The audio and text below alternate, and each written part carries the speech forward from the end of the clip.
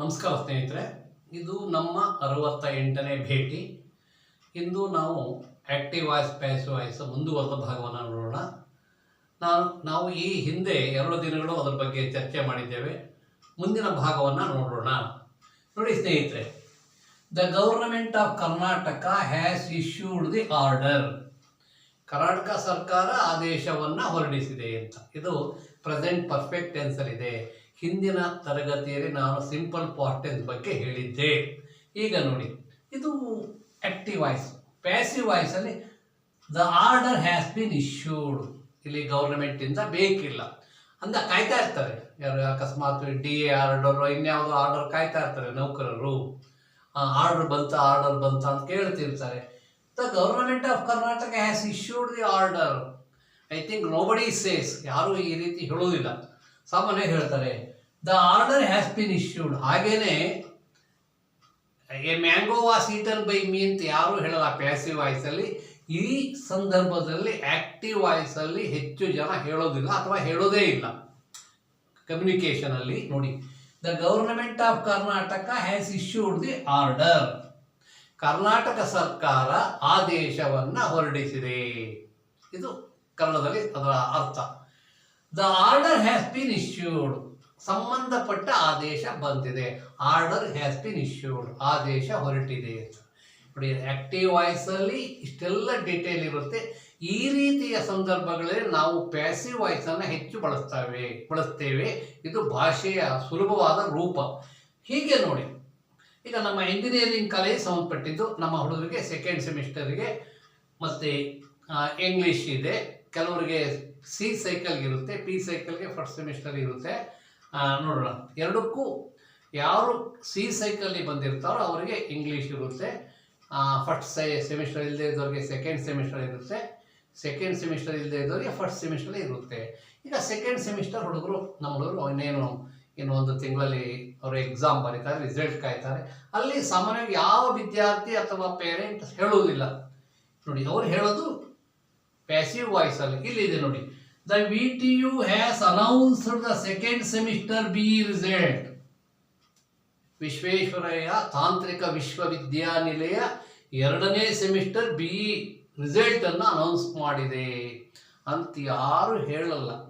ಇದರ ಈ ರೀತಿ ಹೇಳ್ತಾರೆ, the result has been announced. ಅದಕ್ಕೆ ಸಂಬಂಧಪಟ್ಟವರು ದ ರಿಸಲ್ಟ್ ಅಂತ ಅಂದರೆ ಅದಕ್ಕೆ ಯಾರ್ಯಾರು ಸಂಬಂಧಪಟ್ಟಿದ್ದಾರೋ ಅದಕ್ಕೆ ನಾವು ಡೆಫಿನೆಟ್ ಆರ್ಟಿಕಲ್ ಅನ್ನು ಹಾಕ್ತೇವೆ. ನೋಡಿ, ಈ ಭಾಗವನ್ನು ನೋಡಿ. ಇನ್ನೂ ಕೆಲವು ಇದೆ ನೋಡಿ. His parents have helped me. ನನ್ನ ಸ್ನೇಹಿತನ ತಂದೆ ತಾಯಿಯಂದಿರು ನನಗೆ ಸಹಾಯ ಮಾಡಿದ್ದಾರೆ. ನಾ ಸಾಮಾನ್ಯವಾಗಿ I have been helped by his parents. ನೋಡಿ, he has given me a book. He has given me a book. The book has been given by him. ಇದು present perfect tens.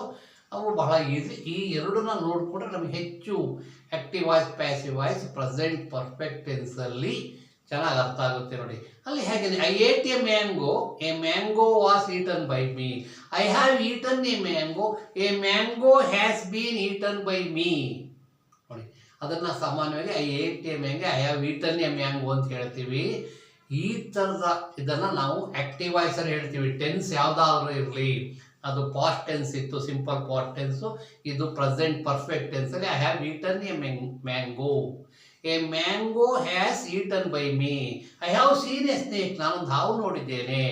A snake has been seen by me. ಅವನ್ನೆಲ್ಲ ಹೇಳಿದ್ದಾನೆ. ಇಲ್ಲಿ ನಾವು ಸಾಮಾನ್ಯವಾಗಿ ಈ ರೀತಿಯ ಸಂದರ್ಭಗಳಲ್ಲಿ ನಾವು ಪ್ಯಾಸಿವ್ ವಾಯ್ಸನ್ನು ಹೇಳಲ್ಲ. ಈ ರೀತಿಯ ಸಂದರ್ಭಗಳಲ್ಲಿ ಪ್ಯಾಸಿವ್ ವಾಯ್ಸನ್ನು ಹೆಚ್ಚು ಬಳಸ್ತೇವೆ. ನೋಡಿ, ನಾನು ಒಂದು ಹಾವು ನನ್ನಿಂದ ನೋಡಲ್ಪಟ್ಟಿತ್ತು ಅಂತ ಪಟ್ಟಿದೆ ಅಂತ ಯಾರು ಹೇಳಲ್ಲ. ನಾನೊಂದು ಹಾವು ನೋಡಿದ್ದೀನಿ, ಅಲ್ಲಿದೆ ಅಂತ ಹೇಳ್ತೇವೆ. ಇದು ನೋಡಿ, the government of Karnataka has issued the order. Karnataka ಸರ್ಕಾರ ಆದೇಶವನ್ನು ಹೊರಡಿಸಿದೆ. The order has been issued. ಅದಕ್ಕೆ ಸಂಬಂಧಪಟ್ಟರೆಲ್ಲ ಆರ್ಡರ್ ಬಂದಿದೆ. The order has been issued. Mother ಟಂಗ್ಲಿ ಆರ್ಡರ್ ಬಂದಿದೆ. ಸರ್ಕಾರ ಆದೇಶ ಹೊರಡಿಸಿದೆ ಅಂತ ಯಾರು ಹೇಳಲ್ಲ ಕಮ್ಯುನಿಕೇಟಿವ್ ಇಂಗ್ಲೀಷಲ್ಲಿ, ಕಮ್ಯುನಿಕೇಟಿವ್ ಕನ್ನಡದಲ್ಲಿ. ಈಗ ನೋಡಿ, the VTU has announced the result. The VTU has announced the second semester B result. The VTU has announced the second semester B result. ಯಾವ ತಂದೆ ತಾಯಿ ಆಗಲಿ, ಯಾವ ಕನ್ಸರ್ನ್ ಟೀಚರ್ಸ್ ಆಗಲಿ, ಸ್ಟೂಡೆಂಟ್ಸ್ ಆಗಲಿ ಈ ರೀತಿ ಹೇಳುವುದೇ ಇಲ್ಲ, ಇದಿದೆ. ಆದರೆ the result has been announced. ಆ ಕ್ಲಾಸಸ್ ಸಿಕ್ಕಿದಾಗ, ಅವ್ರ ಪೇರೆಂಟ್ಸ್ ಸಿಕ್ಕಿದಾಗ, ಆ ವಿದ್ಯಾರ್ಥಿಗಳು ಸಿಕ್ಕಿದಾಗ, ಅಥವಾ ಆ ತರಗತಿಯಲ್ಲಿ ಓದಿದ ವಿದ್ಯಾರ್ಥಿಗಳು, the result has been announced. ಎಷ್ಟು ಸುಲಭವಾಗಿದೆ ನೋಡಿ ಇದು. ಇದಕ್ಕೋಸ್ಕರ ಪ್ಯಾಸಿವ್ ವಾಯ್ಸು ಆ್ಯಕ್ಟಿವ್ ವಾಯ್ಸ್ ಬೇಕು. ನಮ್ಮಲ್ಲಿ ಹೆಚ್ಚು ಜನ ಏನು ಮಾಡುತ್ತಾರೆ, ಮಾಡ್ತೀವಿ, ನಾನು ಸಾಮಾನ್ಯವಾಗಿ ಹಾಗೆ ಮಾಡೋದಿಲ್ಲ ಸ್ನೇಹಿತರೆ. ಇವತ್ತು ನನ್ನ ವಿದ್ಯಾರ್ಥಿ ಹೇಳ್ತೇನೆ, ಯಾವ ಭಾಗ ಇಂಪಾರ್ಟೆಂಟು, ಯಾವ ಭಾಗ ನಮ್ಮ ಭಾಷೆಗೆ ಸಹಾಯ ಮಾಡುತ್ತೋ ಅದನ್ನು ನೀವು ಲೈಫ್ ಲಾಂಗ್ ಇಟ್ಕೊಳ್ಳಿ. ಆಯಾ ಪರೀಕ್ಷೆಗೆ ಹೆಲ್ಪ್ ಮಾಡೋದನ್ನು ನೀವು ಬಿಟ್ಬಿಡಿ ಅಂತ. ಕೆಲವು ಭಾಷೆಗೆ ಸಂಬಂಧಪಟ್ಟಿದ್ದಿಲ್ಲ ಅಲ್ಲಿ, ಅದನ್ನು I tell them to forget it, but I tell them to keep in memory all these ಅಂತ. ನಮಗೆ ಭಾಷೆಗೆ ಸಹಾಯ ಆಗೋದಕ್ಕೆ, ನಮಗೆ ಭಾಷೆಯನ್ನು ಕಲಿಯೋದಕ್ಕೆ ಸಹಾಯ ಆಗೋದಕ್ಕೆ, ನಮ್ಮ ಭಾಷೆಯನ್ನು ಉತ್ತಮಪಡಿಸೋದಕ್ಕೆ ಸಹಾಯ ಆಗೋದಕ್ಕೆ ನಾವು ಅದನ್ನು ಮರಿಬಾರ್ದು ಯಾವತ್ತೂ. ಪರೀಕ್ಷಾ ದೃಷ್ಟಿಯಿಂದ ಕಲಿತಿದ್ದು ನಮಗೆ ಸಹಾಯ ಆಗೋದಿಲ್ಲ, ಜೀವನ ದೃಷ್ಟಿಯಿಂದ ಕಲಿಬೇಕು. ಅದು ನಮ್ಮ ಜೀವನದಲ್ಲಿ ಮುಂದೆ ಸಹಾಯ ಮಾಡುತ್ತೆ. ಆ ಭಾಗಕ್ಕೆ ಹೆಚ್ಚು ಗಮನ ಕೊಡ್ತೇನೆ. ಅದನ್ನು ನಾನು ದಯವಿಟ್ಟು ನಾನು ಹಿಂದೆ ಹೇಳಿದ್ದೇನೆ. ಬಹುಶಃ ಇದು ತಮಗೆ ಮಂದಟ್ಟಾಗಿದೆ ಅಂದ್ಕೊಂಡಿದ್ದೇನೆ. ಮುಂದಿನ ತರಗತಿಯಲ್ಲಿ ಭೇಟಿಯಾಗೋಣ. ನಮಸ್ಕಾರ ಸ್ನೇಹಿತರೆ.